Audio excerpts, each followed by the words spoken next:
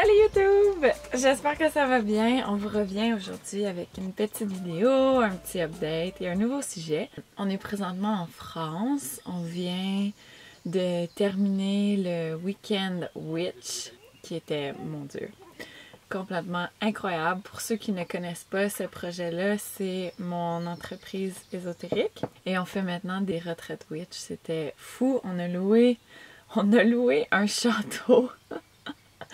Un domaine en France et on a accueilli une 60aine de participantes. C'était vraiment incroyable. Donc ce matin, j'ai des petits yeux. J'étais un petit peu fatiguée, mais quand on termine de filmer, on prend la route et Stan et Clara s'en vont me reconduire à l'aéroport à Paris parce que je m'en vais en vacances. Des vraies vacances en Grèce avec mes deux meilleurs amis. Ça va être trop chouette. Pendant que je vais être en Grèce, ben évidemment, je pourrais pas vraiment filmer quoi que ce soit. C'est la raison pour laquelle on tourne ce matin tranquillement. On est quand même très bien. On est venu passer la nuit sur un super beau spot. On est à côté d'un étang. C'est magnifique.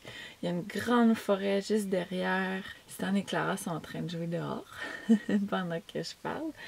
Et puis, c'est ça. Ouais. Aujourd'hui, on s'est dit qu'on vous jaserait un peu de minimalisme parce que ça fait longtemps et je sais qu'il y a beaucoup de gens sur la chaîne qui sont arrivés sur la chaîne pour le minimalisme et qui trouvent ça un peu...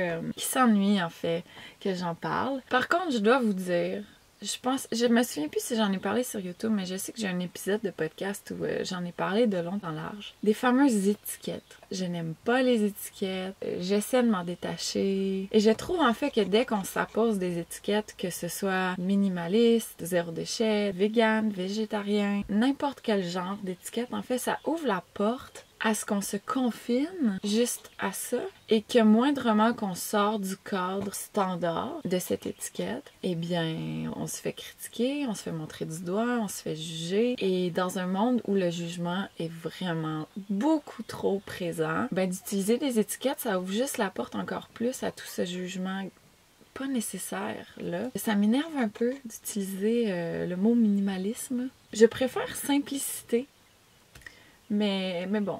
Le titre de la vidéo est a quand même minimalisme dedans. C'est bon pour les moteurs de recherche. Mais quand même, je voulais vous partager cette réflexion-là. Et même vous, je suis sûre que dans votre vie, vous avez des étiquettes que vous êtes peut-être vous-même imposées ou que d'autres personnes vous ont imposées. Puis dès qu'on en sort, c'est comme...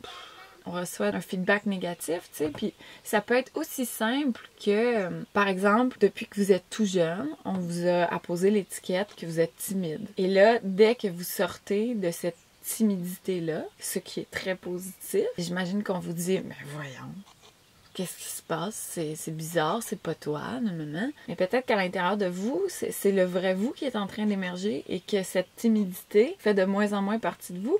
Mais là, d'avoir ce feedback négatif-là, à chaque fois où vous osez enfin sortir de votre timidité, ça vous encourage pas du tout à le faire.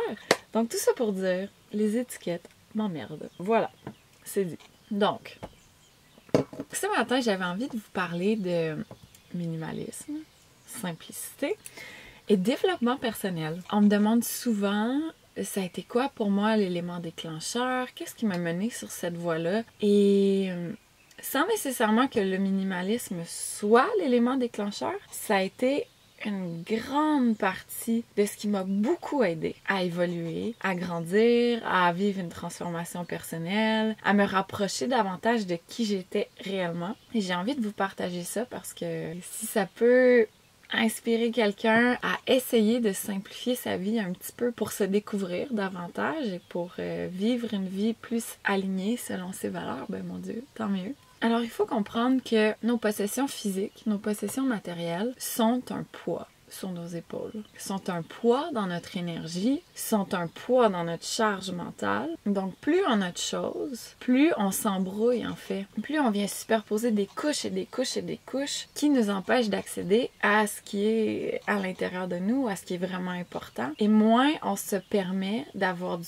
temps et de l'espace pour connecter à tout ça. Par exemple, si on a une maison trop grande pour nos besoins, qui est remplie, à craquer. Ça demande beaucoup de temps pour l'entretien, le ménage, ranger. On a toujours l'impression que c'est en bordel. Et même si c'est propre et rangé en tout temps, dans notre énergie, ça devient encombré, ça devient lourd parce que on porte vraiment le poids de nos possessions. Et on fait souvent cet exercice-là en retraite, en méditation, de se visualiser en fait avec tout ce qu'on a. Et on commence avec les possessions matérielles et juste avec ça, c'est fou, on dit aux participantes là, de s'imaginer qu'ils ont un sac sur les épaules et là d'y mettre toutes leurs choses. Puis physiquement, on les voit, là, c'est comme ça s'alourdit, ça s'alourdit, ça s'alourdit. Il y en a qui finissent étendus par terre parce que c'est trop. Il y a aussi cet aspect de quand on entre en fait dans la surconsommation, même si nos parents font de leur mieux, souvent on est introduit dans cette société de surconsommation-là dès notre plus jeune âge. C'est la norme, c'est tout à fait normal. On grandit, on évolue avec ça. À l'âge adulte, ben on continue ce pattern de surconsommation-là sans trop le questionner parce que ben c'est normal, tout le monde fait ça. Et on se retrouve et là ça c'était mon cas personnel, à ce que la majorité de mes temps libres étaient consacrés au shopping. Même si j'avais besoin de rien. Puis honnêtement, 95% du temps, je n'avais besoin de rien. Mais quand même, les week-ends, les soirs parfois, la seule activité qui était au menu, si je voulais passer du temps avec ma maman, avec des amis, ça involvait... C'est un mot français? Non, je pense pas. Involved. Pardon. Oh merde. On est supposé de partir dans 2 minutes pour que je sois à l'heure pour mon avion. Il y avait quand même toujours cette notion-là de on va passer du temps ensemble, automatiquement, on va aller consommer de manière quelconque. On va aller fouiller, on va aller probablement trouver des nouveaux objets dont on n'a pas besoin et les ramener chez nous. Et ça, en fait, ça m'a, pendant des années et des années, empêché de regarder ce qu'il y avait à l'intérieur de moi parce que, veux pas, puis ça, on me le demande beaucoup. Josiane, comment je fais pour connecter à mon intuition davantage, pour l'entendre, tout ça? Notre intuition a vraiment besoin d'espace, de temps, d'introspection pour remonter, pour prendre sa place, pour se faire entendre. Donc, quand on vit à 400 000 à l'heure et quand on remplit tous nos temps libres de shopping, par exemple, on ne lui donne pas l'espace, on ne l'entend pas, donc on vit notre vie souvent avec ce... Même si sur papier, j'avais la vie parfaite ou ce qu'on imaginait pour moi, il y avait toujours ce genre de... manque quelque chose. Je sais que je suis supposée être heureuse, mais je le suis pas vraiment.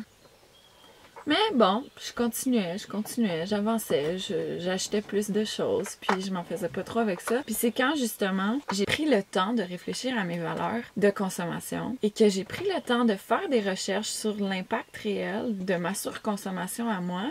Qu'est-ce que ça faisait à la planète? Dans quelles conditions les humains créaient les objets que j'achetais? Et quand j'ai réalisé que, mon Dieu, c'est pas quelque chose que je veux encourager, j'ai pris des décisions, en fait, qui m'ont permis d'arrêter d'acheter. Par exemple, je vous en ai déjà parlé, mais j'ai commencé avec les vêtements. Parce que moi, c'était vraiment vêtements, chaussures et compagnie. C'était mon gros point faible. Donc, j'ai commencé avec les vêtements. Je me suis dit...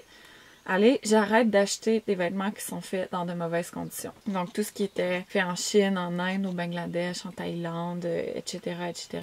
Je me suis dit, je vais seulement acheter des vêtements qui sont faits idéalement Canada, États-Unis ou encore en Europe. Et simplement, ce petit changement-là fait en sorte que 80% des boutiques où j'allais avant, ben je ne pouvais plus rien acheter. Donc rapidement, mon style de vie a changé parce que ce qui remplissait tous mes temps libres n'avait plus aucune raison d'être. Je veux dire, j'ai continué pendant quelques semaines parce que c'était un automatisme.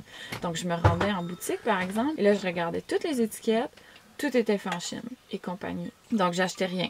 Puis là, au bout de quelques semaines, à perdre ton temps dans les boutiques à rien acheter, tu te dis, bon là c'est con, genre probablement que je peux faire quelque chose de mieux avec mon temps.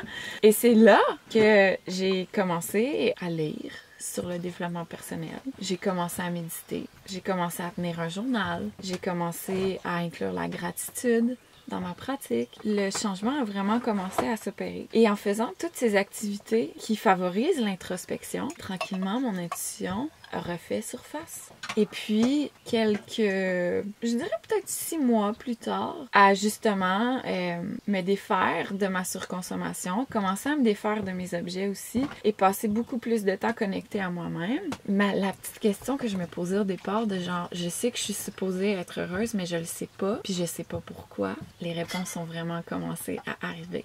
Et là, c'était clair, net. Il n'y avait aucun doute possible. Et ça a été un tel soulagement. Et c'est vraiment à partir de là qu'on pourrait dire que là, ma vie a vraiment changé. Ouais. Là, j'ai fait des grosses décisions de quitter ma vie d'avant, de partir voyager. J'ai rencontré Stan. Avant de faire ce grand départ-là, c'est là que je me suis débarrassée de tout ce que j'avais. Et c'est ce qui m'a menée tranquillement vers la vie que j'ai aujourd'hui, qui continue évidemment d'évoluer parce que l'être humain évolue toute sa vie. Tout ça pour dire, et là, Stanislas s'en vient me chicaner. Non. Non? Que plus on simplifie sa vie, son horaire du temps, ses possessions, plus on laisse de l'espace à son moi véritable, à son cœur, à son intuition, de faire son chemin et de nous parler et qu'on l'entende. Et tranquillement, on bâtit le courage aussi pour pas simplement l'entendre, mais l'écouter, suivre ses conseils. Et ça, je pense que c'est ce qui nous mène vers la vie qui est réellement connectée à nous, la vie qui est réellement alignée avec nos valeurs, avec nous-mêmes. Et c'est comme ça qu'on peut se rapprocher d'un bonheur beaucoup plus authentique, beaucoup plus simple et concret, qui n'est pas basé sur des possessions matérielles, qui est basé sur des êtres humains, sur des expériences, sur des moments, sur des passions qu'on a aussi. Quand on fait le ménage du superflu, ça nous permet aussi de découvrir peut-être c'est quoi nos vraies passions et de leur faire de la place dans notre vie, enfin, au lieu de faire n'importe quoi. Alright, c'est l'heure. Ouais. Je suis toujours en retard pour mes avions. Stan meurt de stress pratiquement à chaque fois. C'est un problème terrible chez moi. Et là, ben, on dirait qu'on va encore s'aligner pour que je sois en retard. Mais au moins, ça t'impacte pas cette fois-là. Ouais. Mes amis, hier, ils me disaient, bon là, Josiane, toi, j'imagine qu'il faut qu'on te dise 1 heure plus tôt. Puis j'étais là, non, je vais être à l'heure. Faut que j'aille faire mes valises, d'ailleurs. Stan va conduire, je vais faire mes valises. Tout est parfait. Donc, pendant que je suis pas là, on vous oublie pas. En fait, Stan a déjà plein de matériel vidéo pour nos capsules voyage. Donc, tu vas partager ça pendant que je me prélasse sur la plage. On a 2 capsules voyage en cours de montage qui sont presque prêtes et qui vont arriver pendant ces vacances du coup. Et à mon retour, on vous fera enfin le fameux camper tour. Ouais. Parce que là, en toute sincérité, c'est tellement le bordel dans le camper. Ce sera à mon retour. Fait que c'est bon? Ouais. Yay! Merci d'avoir été là. Merci beaucoup d'avoir écouté la vidéo. J'espère que ça vous a plu. J'espère que nos adeptes de minimalisme et simplicité ont été satisfaits. Et n'hésitez pas dans les commentaires à partager votre propre parcours ou peut-être à écrire des suggestions de vidéos en lien avec ce sujet-là. Vos suggestions, vos demandes de vidéos en commentaire sur le sujet de la simplicité et du minimalisme. Et sur ce, j'arrête de parler et on se retrouve bientôt pour une prochaine vidéo.